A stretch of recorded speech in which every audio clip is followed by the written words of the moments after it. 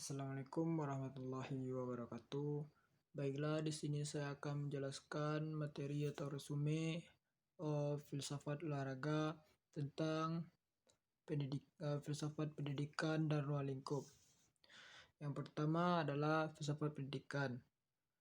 Kata pendidikan berasal dari kata didik. Dalam Kamus Besar Bahasa Indonesia, pendidikan adalah proses pengubahan sikap dan tata laku seorang atau kelompok orang yang usaha mendewasakan manusia melalui upaya pengajaran dan penelitian. Pengertian filsafat pendidikan telah dikemukakan oleh para ahli. Al-Syahbani mengartikan bahwa filsafat pendidikan ialah aktivitas pikiran dan teratur di antara filsafat tersebut sebagai jalan untuk mengatur, menyelaraskan dan memadukan proses pendidikan. Filsafat pendidikan adalah ilmu pada kehendaknya melakukan jawab dari pertanyaan-pertanyaan dan lapangan pendidikan. Lapangan pendidikan ini dapat dihendakkan oleh pendidikan ini pada hakikatnya adalah penerapan suatu analisa filosofis terhadap lapangan pendidikan. Filsafat pendidikan telah sewajarnya dipelajari oleh mereka yang memperdalam ilmu pendidikan dalam perguruan tinggi dan keguruan, dan ada beberapa alasan berikut. Dapat dipenuhi tentuan intelektual dan akademik dengan landasan azas bahwa berfilsafat adalah berpikir logis dan terukur dan kritis. Ya baiklah, yang kedua adalah ruang lingkup. Ruang lingkup adalah dalam memahami mengembangkan pemikiran filsafat pendidikan perlu dipahami oleh sistem pemikiran kefilsafatan tersebut.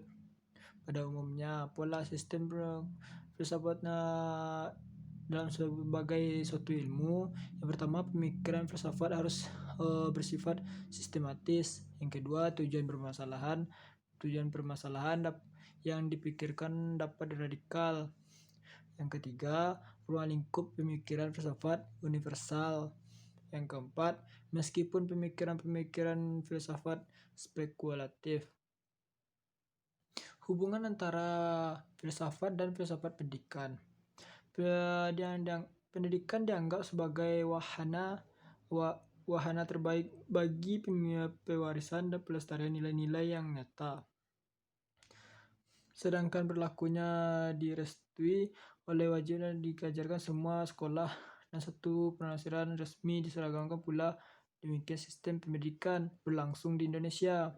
Hubungan antara filsafat pendidikan menjadi sangat penting sekali sebab ia menjadi dasar dan arah pedoman suatu sistem pendidikan dan ide-ide bersifat idealisme.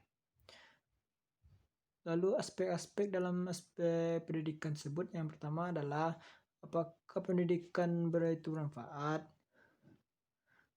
Mungkin bermanfaat bagi manusia dan orang lain dan tidak atau tidak.